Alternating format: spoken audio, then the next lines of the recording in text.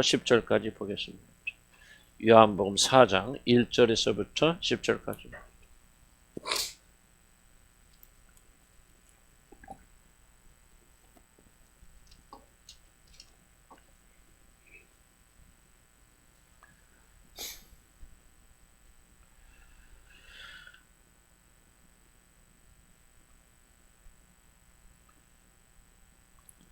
예수께서 제자를 삼고 세례를 베푸시는 것이 요한보다 많다는 말을 바리새인들이 들은 줄을 주께서 아신지라. 예수께서 친히 세례를 베푸신 것이 아니요 제자들이 베푼 것이라.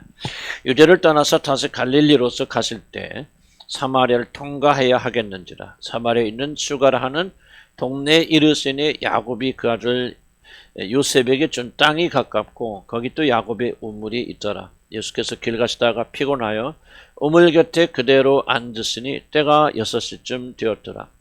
사마리아 여자 한 사람이 물을 기르러 왔으며 예수께서 물을 좀 달라 하시니 이는 제자들이 먹을 것을 사러 그 동네에 들어갔음이라라.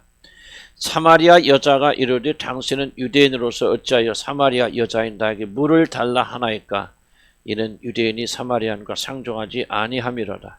예수께서 대답하여 이르시되 내가 만일 하나님의 선물과 또 내게 물 좀 달라 하는 이가 누구인 줄 알았더라면 내가 그에게 구하였을 것이요 그가 생수를 내게 주었으리라. 아멘.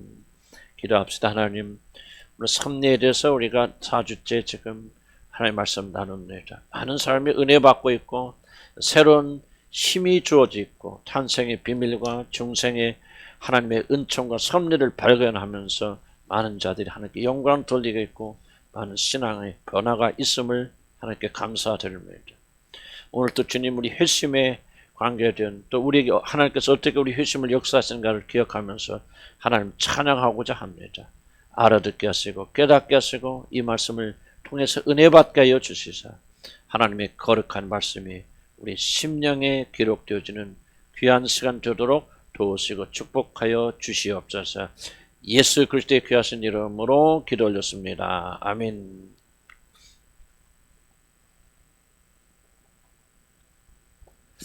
만일 우리들이 받은 구원이 정말 소중하고 값진 것이라고 여러분이 생각하신다면 우리는 당연히 내 자신이 어떻게 구원을 받았는가, 하나님께서 내가 구원을 받도록 어떤 섭리를 베풀으셨을까 하는 것에 우리가 깊이 관심하리라 저는 그렇게 생각합니다.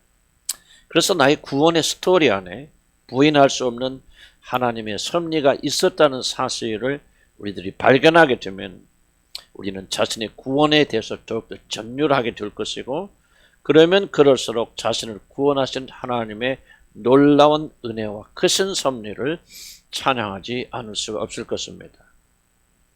자신의 구원을 때때로 의심하고 우리가 감격하지 못하는 이유 중 하나도 어쩌면 자신의 구원에 얽힌 기가 막힌 하나님의 섭리의 역사를 제대로 알지 못하기 때문이 아닐까 하는 그런 생각도 해봅니다. 만약 우리들이 자신의 구원에 얽힌 구원의 놀라운 섭리를 발견한다면 그 사람은 큰 감격과 함께 자신이 받은 구원에 대해서 더욱더 즐거워하고 기뻐할 것입니다. 우리들이 이 세상에 태어난 탄생에도 또 보이지 않는 영적 중생에도 자신의 귀한 섭리를 베푸신 하나님께서는 우리들이 죄를 고백하고 예수를 자기 구주로 받아들여서 구원을 얻도록 회심의 골목마다 저와 여러분을 섭리로 이끌어 주셨습니다. 요한복음 6장 44절을 보면 나를 보내신 아버지께서 내게로 이끌지 아니하면 아무도 내게 올 수 없느니라고 그렇게 말씀하고 계십니다. 하나님께서 섭리로 여러분을 여기까지 이끌어 주지 않으셨다면 오늘 여러분 가운데서 단 한 사람도 하나님께 나올 수 있는 사람은 없을 것입니다. 하나님의 섭리가 여러분을 주님께로 나오도록 그렇게 이끌어 주셨다는 뜻입니다. 오늘 성경 본문에서는 한 사마리아 여인이 회심의 놀라운 섭리를 기록하고 있습니다. 하는 결혼마다 실패하고 이 남자 저 남자에게 몸을 굴리며 살던 어느 불쌍한 여인에게 우리 주님께서 친히 찾아오셔서 그를 하늘의 아버지께 회심시키는 놀라운 장면이 오늘 성경에 기록되어져 있는데 이 장면은 우리 모두가 회심할 때 하나님 아버지께서 각자에게 어떻게 섭리하셔서 하나님께로 이끄시는가를 보여주는 아주 중요한 그런 내용이라고 저는 그렇게 생각합니다. 여러분 한번 여러분 잘 아시는 이 스토리를 생각해 보시기 바랍니다. 그날 예수님께서 제자들과 함께 그날 전도 여행을 떠나지 않으셨더라면 다른 유대인들은 사마리아 사막을 통과하지 않고 그것을 통과하지 않고 빙 돌아서 다른 곳으로 가서 갈릴리로 가게 되는데 만약 예수님과 제자들도 사마리아를 통과하지 않고 다른 유대인들처럼 빙 돌아서 그렇게 가셨다면 만약에 예수님과 제자들이 지나가지만 하필 이 여자가 사는 동네를 지나치지 않으셨다면 제자들이 먹을 것을 사러 가는 바로 그 시간에 우리 주님께서 바로 이 여인이 물을 길러 나오는 그 우물에 가셔서 쉬고 계시지 않았더라면 하필 그 시간에 이 여인이 홀로 물을 길러 나오지 않았더라면 만약 우리 주님이 유대인의 습관 관습대로 이 여인이 나왔어도 말조차 걸지 않으셨다면 만일 이 여인이 주님이 유대인임을 알고 물을 주기를 거절하거나 주님이 말을 걷을 때 모른 채 하고 도망가 버렸다면 주님께서 이 여자의 수치스러운 부분을 언급하실 때 아니라고 부인하고 이 여인이 등을 돌렸더라면 이 여인은 결코 그날 회심하지 못했을 것입니다. 제가 지금 언급한 것들 중에 단 하나라도 어긋났다면 이 여인은 결코 하나님의 자녀가 되는 놀라운 회심의 사건은 일어나지 않았을 것입니다. 이 여인은 모든 불가능을 물리치고 결국 그 놀라운 회심을 하게 되어서 그날 하나님의 자녀가 되는 놀라운 축복을 받게 되었습니다. 사랑하는 성도 여러분, 이 모든 일이 어쩌다 그렇게 우연하게 된 일이라고 그렇게 생각하십니까? 그렇지 않으면 이 모든 것이 정확하게 일어나도록 미리 결정하시고 그 일을 시행하신 하나님의 섭리라고 여러분 생각하십니까? 저는 사마리아 여인의 회심을 위하여 일어나야 되는 많은 일들 중에서 단 하나도 어떻게 하다가 우연히 그렇게 일어난 일은 없다라고 저는 굳게 믿습니다. 모든 것이 정확하게 영원전에 준비되었고 예비되었고 그리고 시행되었습니다. 바로 이것이 하나님의 놀라운 섭리의 결과가 아니면은 그 무엇이라고 여러분이 말할 수가 있겠습니까? 한번 여러분 자신의 구원을 되돌려 생각해 보시기 바랍니다. 우연히 어떻게 하다가 여러분이 여기까지 오셔서 하나님의 아들을 알게 되었는지, 그렇지 않으면 사마리아 여인의 회심처럼 하나님의 우리 눈으로 잘 이해하지 못하지만 철저히 계획된 섭리의 시간표에 따라서 여러분이 주님을 믿게 되었는지를 깊이 생각해 보시기를 난 주의 이름으로 간절히 축복합니다. 그러면 사마리아 여인뿐만 아니라 우리 모두가 거듭나 하나님의 자녀가 되기까지는 정말 기적같이 일어나는 하나님의 섭리가 여기저기에 디딤돌처럼 놓여 있다는 것을 여러분 알게 될 것입니다.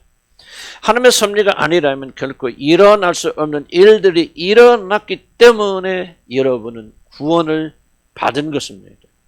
사랑하는 성도 여러분, 우리 모두에게는 사마리아 여인과 같은 회심의 이야기가 있습니다. 그런 어떤 이들은 그냥 어쩌다 우연히 일어난 것처럼 그렇게 사는 자들도 있고, 어떤 자들은 자기 회심의 사건 안에 들은 하나님의 섭리를 발견하면서 감격 가운데 감사하며 영광 가운데 사는 그런 차이가 있을 것입니다. 나의 구원을 향한 하나님의 섭리를 발견해서 그것을 간직하고 되씹어 감사하며 이 놀라운 섭리를 베푸신 하나님과 우리 주님을 찬양해야 합니다. 이것이야말로 성도들의 마땅한 의무이고 성도들의 삶을 풍성하게 만드는 놀라운 계들이 될 것이며, 여러분들이 여러분 회심에 얽혀있는 하나님의 섭리를 발견하고 주님을 찬양한다면 여러분의 구원은 말로 표현할 수 없을 정도로 값지고 풍성한 구원이 될 줄로 믿습니다. 저는 제일 먼저 첫 번째로 여러분이 회심하기에 적합한 환경을 마련하신 하나님의 섭리가 있었다는 사실을 여러분에게 말씀드리고 싶습니다. 여러분이 예수를 믿고 하나님 믿을 수 있는 그런 좋은 환경을 하나님께 주셨기 때문에 여러분이 예수님을 믿게 되었다는 사실을 말씀드리고 싶습니다. 우리들이 신앙의 자유를 누리고 있는 이 대한민국에 태어났다는 사실은 우리를 구원하시기 위한 하나님의 섭리 출발이란 사실을 여러분 기억하시기 바랍니다. 놀랍게도 대한민국은 전 세계에서 종교의 자유가 이렇게 강하게 주어진 몇 나라 중에 하나입니다. 사실 어떤 면에서는 선진국보다 훨씬 더 많은 종교의 자유를 누리고 있는 나라가 놀랍게도 대한민국입니다. 그래서 마음대로 자신이 원하는 교회에 다닐 수도 있고 마음대로 예배로 드릴 수 있고 원하면 교회에 다닐 수도 있고 찬양 드리고 길거리에서 그리스도를 자유롭게 전할 수 있는 나라는 여러분 놀랍게도 그렇게 많지 않습니다. 사실 어떤 면에서 기독교 국가라고 하는 미국보다도 사실 종교의 자유가 훨씬 더 많은 나라가 놀랍게도 대한민국이라고 저는 그렇게 생각합니다. 여러분 한번 생각해 보시기 바랍니다. 만약 여러분이 대한민국이 아니라 종교의 자유가 전혀 주지 않은 북한 땅에 여러분 태어났다든지 또는 예수 믿고 교회에 다니면 정말로 부끄럽게 여기는 그런 풍토를 가진 일본에서 여러분이 태어나셨더라면 도대체 여러분이 어떻게 신앙을 가질 수 있었을지 저는 알지 못합니다. 로마서 10장 14절에 이런 말씀이 기록되어 있습니다. 그런즉 그들이 믿지 아니하는 자를 이를 어찌 부르리요 듣지도 못한 이를 어찌 믿으리요 전파하는 자가 없이 어찌 들으리요 라고 그렇게 말하고 있습니다. 복음을 자유롭게 전파하는 자가 없으면 우리는 복음을 들을 수가 없고 복음을 들을 수가 없으면 우리는 복음을 믿을 수가 없습니다. 무엇을 믿을지를 전하여 주는 사람이 있어야 되는데 종교의 자유가 없는 그런 나라에서는 무엇을 믿어야 하는지를 전하여 주는 그런 자들이 없기 때문에 우리들이 예수를 전혀 믿을 수가 없는 것입니다. 혹시 복음을 듣더라도 무슬림 국가에서는 지금도 예수를 믿으면 옥에 가두거나 잡아 죽이고 버리니 누가 감히 예수를 믿을 생각이나 할 수가 있겠습니까? 그러니 우리들이 대한민국에 태어나게 하셨다는 사실 한 가지만 생각하여도 이것은 우리를 구원하신 하나님의 놀라운 섭리가 아닐 수가 없습니다. 아무리 대한민국에 문제가 많고 불만이 많아도 이렇게 종교의 자유가 주어진 나라에 태어났다는 것을 생각하면 감사하지 않을 수가 없습니다. 우리나라는 살기 좋아서 좋은 나라가 아니라 마음대로 교회에 다닐 수 있는 그런 자유가 주어진 나라여서 좋고 감사한 그런 나라입니다. 하나님은 여러분을 구원하시기 위해서 이 대한민국에 여러분이 태어나게 하신 것입니다. 나라를 넘어서 여러분이 태어난 가정을 한번 생각해 보시기 원합니다. 아마도 여러분이 태어난 가정이 아니라 다른 가정에 태어났더라면 여러분은 결코 주님을 알지 못했을지도 모릅니다. 저는 아버지가 목사인 가정에서 태어났습니다. 그래서 많은 어려움도 겪었고 다른 사람들이 겪어보지 못한 많은 트라우마를 겪고 그렇게 자랐습니다. 그래서 저는 오랫동안 목사의 가정에 태어났다는 것을 불만스럽게 생각하였고 나의 아버지가 목사라는 사실을 가장 수치스럽게 그렇게 생각하며 자라났습니다. 그러나 어쨌든 아버지가 목사이고 우리 어머니가 사모이다 보니 엄마 뱃속에서부터 나는 교회에 다녔고 결국 교회에 다니는 것을 포기하지 않고 결국 하나님을 믿게 되어진 것입니다. 그러나 제가 만약 하나님을 믿지 아니하는 가정에서 태어났다면 좀 우스운 생각으로 만약 주지 스님이나 또 가톨릭 신부의 자녀로 태어났다면 그럴 일 없지만은 신천지나 하나님의 교회나 장명선 같은 이단에 빠진 열심히 다니는 그런 부모 밑에 내가 태어났다면 어찌 되었을까? 정말 등골이 오싹해지지 않을 수가 없습니다. 나는 우리 아버지가 믿음의 사람이요 우리 어머니가 믿음의 사람이어서 교회에 다니는 그런 자로 내가 태어났다는 한 가지 사실만 생각했을 때 우리 아버지와 어머니의 가진 모든 불평과 불만과 섭섭함이 온전히 사라진 것을 나는 발견하였습니다. 여러분 어떻습니까? 물론 여러분 가운데 믿음을 가진 집안에서 태어난 사람은 그렇게 많지 않고 저와 같이 목회자 가정에서 태어나신 분은 없을 줄로 압니다. 그래서 아마 제 말이 실감이 나지 않을 수도 있습니다. 그러나 거꾸로 한번 여러분이 태어났는데 정말 불교에 아주 뼈가 박힌 그런 열심히 있는 가정에 태어나서 새벽부터 여러분이 부처에게 엎드려 절해야 되고 하는 그런 집안에서 태어났더라면, 그래서 여러분이 아기 스님이 되고 이런 절에 있는 뭡니까 아기들 그 분위기 있더라고요. 아이들 성가에 들어가서 열심히 부처를 찬양하는 그런 사람이 되었더라면 나는 여러분이 결코 교회에 나가서 주님을 영접하는 일은 쉽지 않았을 것이라고 나는 그렇게 생각합니다. 매일 구신하고 점이라 치러 다니는 그런 부모 밑에서 자라나 어렸을 때부터 그런 것이 여러분 몸에 배었더라면은 여러분은 결코 주님을 받아들이지 못했을 것이고 교회에 다녀도 생명의 주를 제대로 알 길이 없었을 것입니다. 그래도 어렸을 때 주일학교에 다니도록 여러분을 버려두셨고 거기서 교회에 나가는 것을 목숨을 걸고 막지는 않는 그런 집안에서 태어나고 자랐습니다. 여러분의 부모가 여러분 떠났을지 몰라도 여러분의 부모가 믿음을 가진 사람이어서 믿음의 뿌리가 내려와서 주님을 알게 되었습니다. 사랑하는 성도 여러분, 이런 자유와 특권은 아무나 가지고 있는 것이 아닙니다. 오직 소수의 사람들만이 이런 특권을 누리고 있다는 사실을 잊지 않기를 나는 주님의 이름으로 간절히 축복합니다. 사랑하는 성도 여러분, 여러분이 신앙의 자유가 있는 나라에 그리고 그러한 가정에 태어난 것은 결코 우연이 아닙니다. 하나님의 섭리가 이 안에 대략 담겨져 있습니다. 하나님께서 바로 그런 집안에 태어나게 하셨기에 여러분 어렸을 때부터 주일학교 다니셨고 미친 듯이 다른 종교 정명석과 같은 집단에 빠지지 않은 그런 부모 밑에 태어났기 때문에 여러분은 오늘날 이 자리에 와 앉아 계십니다. 이것이 하나님의 놀라운 섭리가 아니고 은혜가 아니면 무엇이라고 여러분 말씀하겠습니까?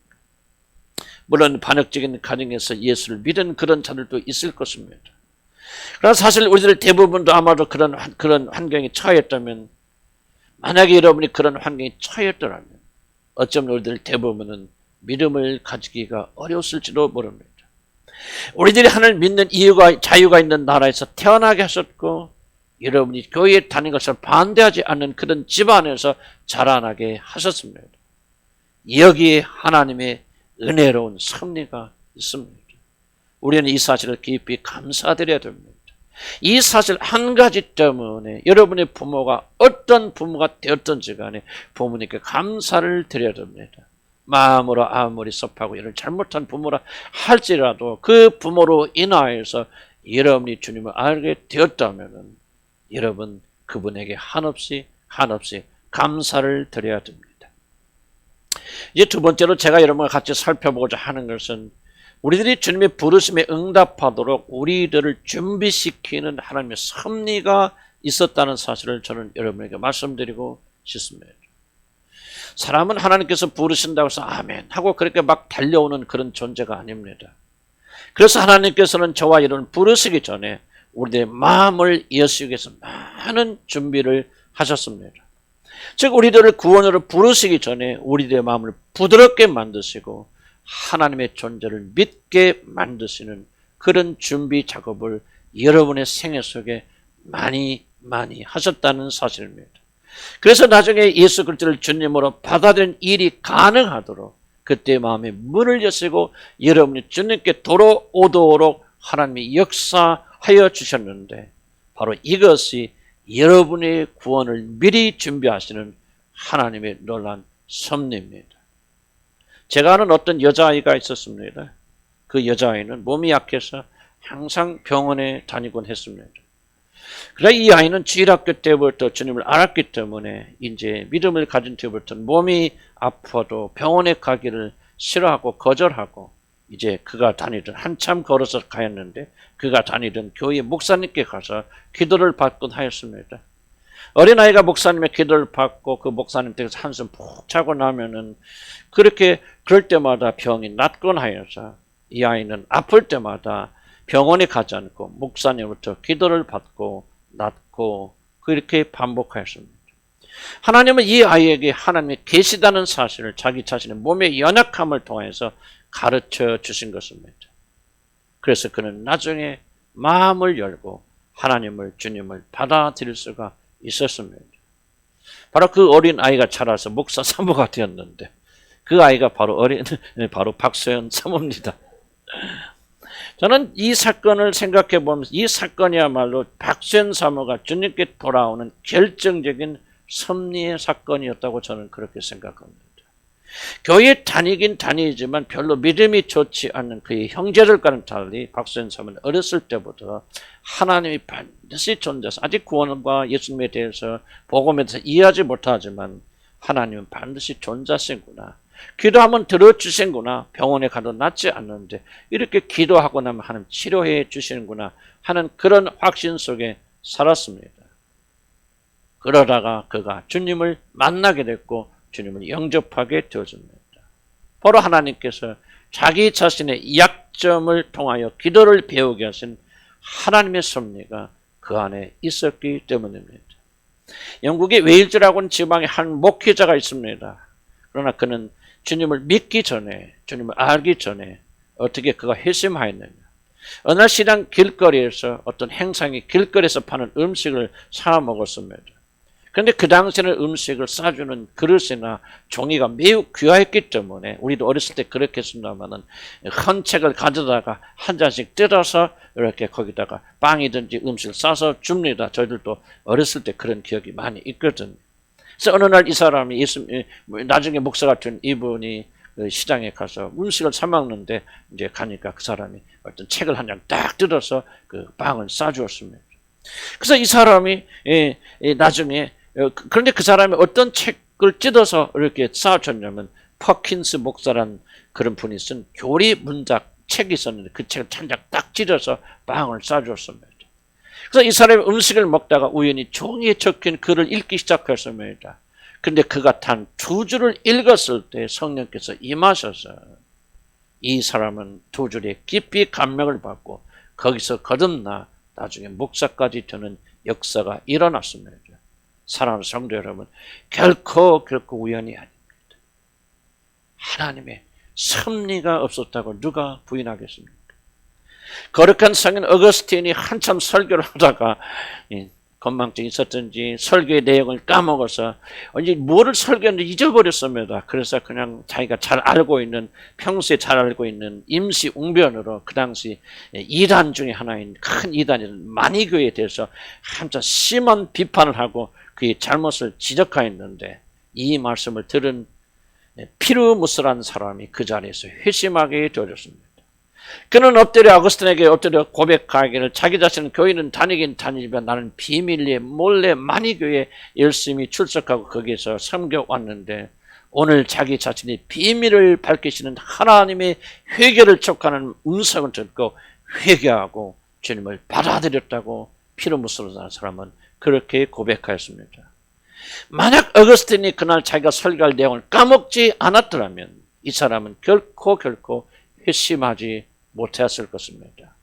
어거스틴의 실수를 이용하셔서 하나님께서는 한 사람의 영혼을 구원하신 놀라운 섭리를 베푸신 것입니다. 특정한 사람만이 아니라 주 앞에 나오는 모든 자들의 구원의 스토리는 이런 극적인 요소들이 다 숨겨져 있습니다. 우리들이 찾아야 됩니다. 발견해야 됩니다. 그래서 하나님을 영화롭게 높여야 됩니다. 나를 구원하시기 위해서 특별하게 베푸신 하나님의 놀라운 섭리를 발견한다면 내가 구원을 받은 일이야말로 다 표현할 수 없는 영광이요 하나님의 놀라운 사랑이라는 사실을 여러분 깊게 깨닫게 될 것입니다. 그냥 그렇게 우연히 구원을 받은 사람은 단 한 명도 존재하지 않습니다. 하나님께서는 정말로 엄청난 일을 하시고 섭리에 개입을 하셔서 여러분을 구원하셨습니다. 이제 세 번째로 부르심을 지켜주시는 하나님의 섭리에 대해서 난 여러분에게 말씀합니다. 하나님은 구원을 받도록 섭리해 주셨지만 구원을 받은 자들이 그 구원을 잃지 않도록 지켜주시는 일에도 하나님의 놀라운 섭리가 있다는 사실입니다. 저는 제 자신의 구원을 생각할 때마다 나 같은 죄인을 부르시고 그 부르심을 끝까지 지켜주신 하나님의 놀라운 섭리를 찬양하지 않을 수가 없습니다. 구원받기 이전에도 물론 하나님의 섭리가 있어서 내가 하나님을 예수 그리스도를 받아들여도 그렇게 역사하셨지만 거듭나고 성령을 받은 뒤에도 하나님께서 나의 구원을 끝까지 지켜주신 하나님의 보호의 섭리가 없었다면 나는 오늘날 결코 이 자리에 서 있을 수가 없었을 것입니다. 특히 제가 신비주의 이단에 빠져서 헤맬 때 하나님께서는 거기서 나를 건져주셨습니다. 저는 가끔 생각하여 봅니다. 만약 하나님께서 그런 곳에서 나를 건져주시 않으셨다면 지금 나는 무엇을 하고 있을까? 만약 하나님께서 나에게 보존의 놀란 섭리를 베풀지 않으셨다면 나는 아마도 이단의 작은 교주가 되어서 아직도 기쁜 흑암을 헤매고 있었을 것입니다. 저 정도로 깊이 그런 신비주의에 빠졌다가 다시 나온 사람들은 놀랍게도 그렇게 많지 않습니다. 아직도 대부분의 사람들이 거기에서 빠져나오지 못하고 어둠을 헤매고 있습니다. 우리들을 신비주의 그런 곳으로 인도한 사람이 바로 우리 네팔에서 사역하던 우리 동료 선교사입니다. 그런데 그 가정은 아직도 거기서 빠져나오고 있지 못하고 요즘 이야기 들으면 정말 영적으로 비참한 그런 상태에 있다는 것을 듣게 되어졌습니다. 그런데 무지하여 그런 어둠에 깊이 빠졌던 나를 하나님께서는 그냥 버려두지 아니하시고 거기서 불러내셨습니다.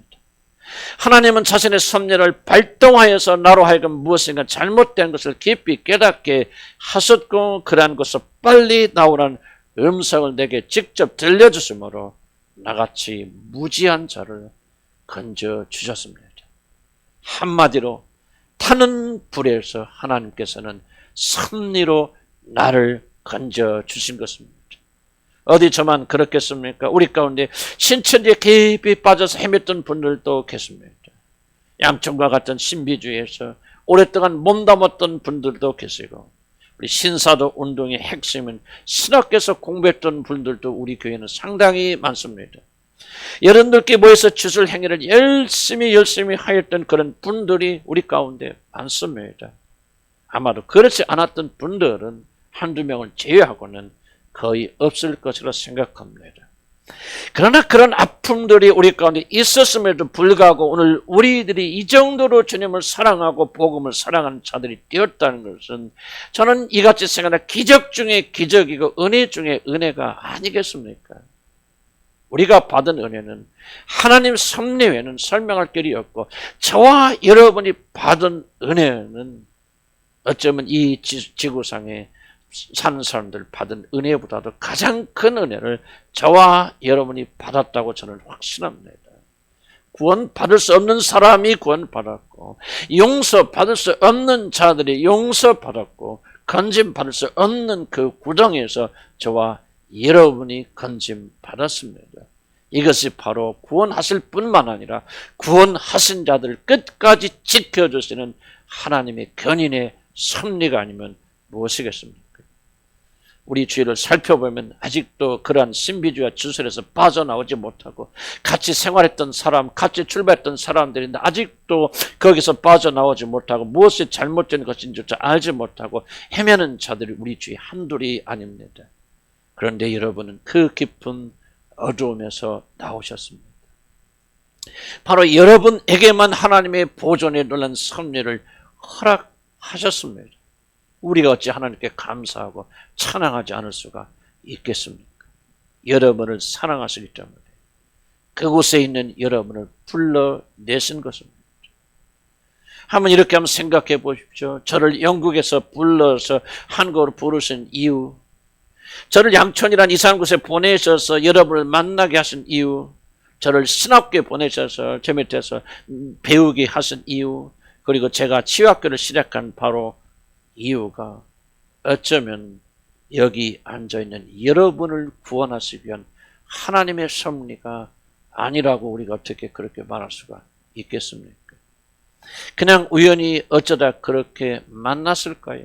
그냥 어쩌다 우연하게 제가 영국에서 선교를 멈추고 이곳에 왔을까요? 그냥 어쩌다 우연하게 제가 신비주의하는 곳 가서 여러분을 만났을까요? 그냥 어쩌다가 내가 신학교 강의를 나가다가 여러분을 만났다고 그렇게 생각하십니까? 창세전에 선택하신 여러분을 구원하시기 위해서, 죄와 허물과 주술에 빠져있는 여러분을 구출해 내시기 위해서 하나님께서 모세를 보내시듯이 저를 그러한 곳에 보내서 여러분을 만나게 하시고 그리고 복음을 듣게 하시고 회개케 하시고 그래서 구원받게 하신 것이 아니겠습니까?